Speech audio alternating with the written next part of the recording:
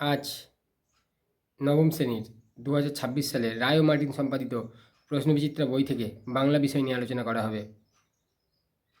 পূর্বে কলিঙ্গ দেশে ঝড় বৃষ্টি নিয়ে যে সংক্ষিপ্ত আলোচনা হয়েছিল, আজ তার সঙ্গে আরও নতুন 3টে পাঠ্যের গদ্যাংশ ধীবর বৃত্তান্ত, ইলিয়াস ও দাম থেকে সংক্ষিপ্ত উত্তর ভিত্তিক প্রশ্ন নিয়ে আজ আলোচনা করে দেওয়া হলো, যেটি নবম শ্রেণীর ছাত্রছাত্রীদের জন্য খুব প্রয়োজনীয় বলে আমার মনে হয়েছিল।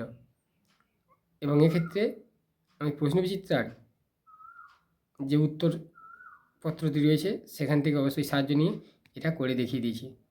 ভবিষ্যতে বড় প্রশ্ন নিয়ে বা দীর্ঘ উত্তরধর্মী প্রশ্ন নিয়ে আলোচনা করে দেওয়া হবে। যদি এটা তোমাদের ভালো লেগে থাকে অবশ্যই তোমরা আমার এই কমেন্ট বক্সে জানিও এবং চ্যানেলটা অবশ্যই সাবস্ক্রাইব করে দিও কারণ তোমাদের এই সাবস্ক্রিপশন আমাকে বেশি করে মোটিভেট করবে এরকম আরও শিক্ষামূলক ভিডিও তোমাদের কাছে উপস্থাপনা করার জন্য। চলো শুরু করি। 2026 রায় ও মার্টিন প্রশ্নবিচিত্রা নবম শ্রেণী।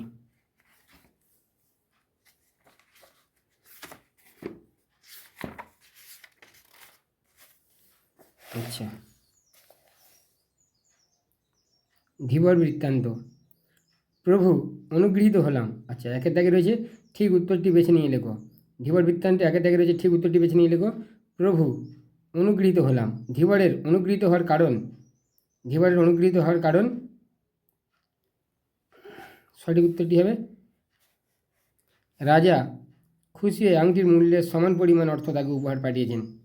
ফলে প্রভু অনুগৃহীত হলাম, প্রভু অনুগৃহীত হলাম। ধীবরের অনুগৃহীত হওয়ার কারণ রাজা খুশি হয়ে আংটির মূল্যের সমান পরিমাণ অর্থ তাকে উপহার পাঠিয়েছেন।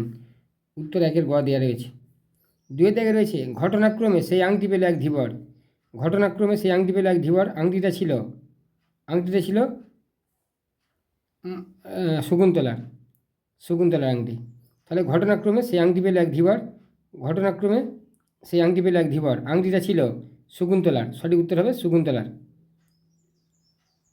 3 রয়েছে 1.3 আমাদের প্রভুর দেখি খুব বিলম্ব হচ্ছে। আমাদের প্রভুর দেখি খুব বিলম্ব হচ্ছে। প্রভু বলতে বক্তা বুঝিয়েছেন, প্রভু বক্তা বুঝিয়েছেন রাজশালককে। প্রভু বক্তা বুঝিয়েছেন রাজশালককে।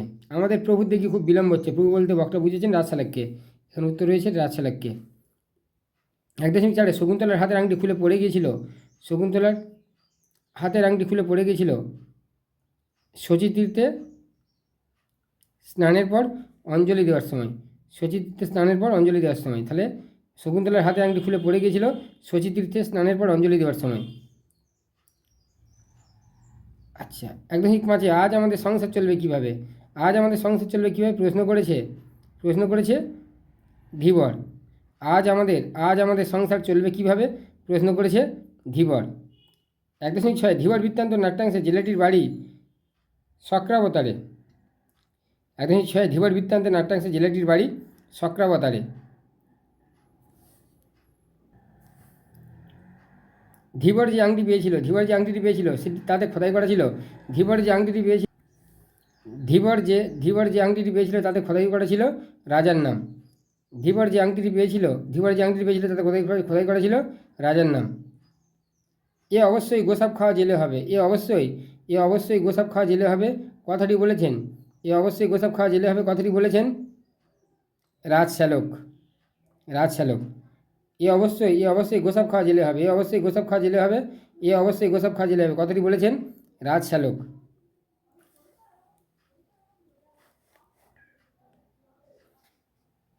আচ্ছা, ইলিয়াস। 3 রয়েছে ইলিয়াস।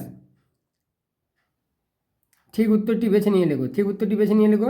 ইলিয়াসের বিয়ের 1 বছর পরে যখন তার বাবা মারা গেল তখন সে ছিল না ধনী না দরিদ্র। 1.1 ইলিয়াসের বিয়ের 1 বছর পরে যখন তার বাবা মারা গেল তখন সে ছিল না ধনী না দরিদ্র। 1.2 ইলিয়াসের সবচাইতে ভালো ঘোড়াগুলি চুরি করে নিয়েছিল কিরবিজরা। ইলিয়াসের সবচাইতে ভালো ঘোড়াগুলি চুরি করে নিয়ে গেছিল কিরবিজরা। 1.3 যতদিন ধনী ছিলাম কখনো সুখ পাইনি একথা বলেছে ইলিয়াসের স্ত্রী। যতদিন ধনী ছিলাম কখনো সুখ পাইনি একথা বলেছে ইলিয়াসের স্ত্রী। ইলিয়াস তার বাড়ি থেকে তাড়িয়ে দিয়েছিলেন ছোট ছেলেকে। ইলিয়াস তার বাড়ি থেকে তাড়িয়ে দিয়েছিলেন ছোট ছেলে বউকে। তাহলে ইলিয়াস তার বাড়ি থেকে তাড়িয়ে দিয়েছিলেন ছোট ছেলে বউকে। বন্ধুগণ 1.5 বন্ধুগণ হাসবেন না একথা বলেছে, একথা বলেছে ইলিয়াস। ইলিয়াস বন্ধুগণ হাসবেন না একথা বলেছে ইলিয়াস।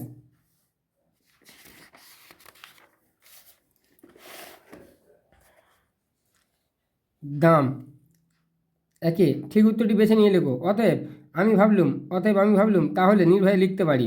বক্তার এমন বক্তব্যের কারণ সাহিত্যের ইন্দ্র চন্দ্র মিত্র বরুণেরা এক্ষেত্রে অনুপস্থিত ছিলেন। তাহলে আবার বলছি, অতএব 1.1 হচ্ছে অতএব আমি ভাবলুম তাহলে নির্ভয়ে লিখতে পারি।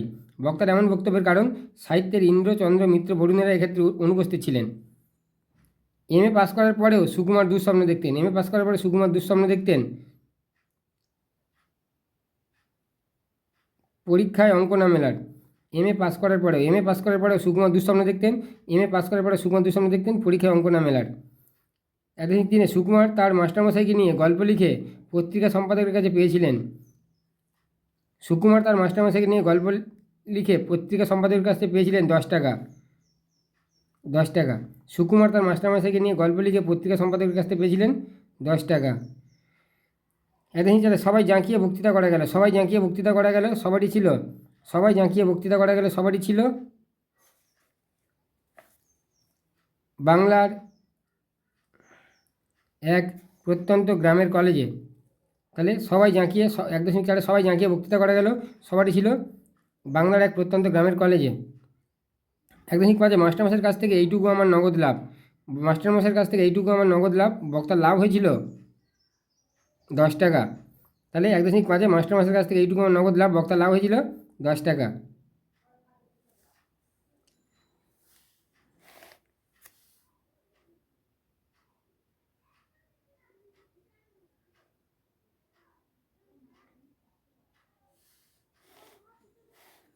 আচ্ছা, 5 নম্বর একে দাগে রয়েছে ঠিক উত্তরটি বেছে নিয়ে লেখো। একে দাগে পাড়ি দিতে দূর সিন্ধু পাড়ে নোঙর গিয়েছে পড়ে তটের কিনারে। তাহলে পাড়ি দিতে দূর সিন্ধু পাড়ে নোঙর গিয়েছে পড়ে তটের কিনারে। স্রোতের বিদ্রুপ শুনি প্রতিবার দাঁড়ের নিক্ষেপে। তাহলে স্রোতের বিদ্রুপ শুনি প্রতিবার দাঁড়ের নিক্ষেপে। নোঙর কবিতা যে কাব্যগ্রন্থের অন্তর্গত সেটি হলো সাদা মেঘ কালো পাহাড়। তাহলে নোঙর কবিতাটি যে কাব্যগ্রন্থের অন্তর্গত সেটি হলো সাদা মেঘ কালো পাহাড়। তাহলে এই পর্যন্ত। তাহলে আজ নবম শ্রেণীর বাংলা বিষয় নিয়ে সংক্ষিপ্ত আলোচনা করা হলো। পরবর্তীকালে নবম শ্রেণীর বাংলা সহ অন্যান্য বিষয় নিয়ে আরও বিস্তৃত আলোচনা করা হবে। ধন্যবাদ।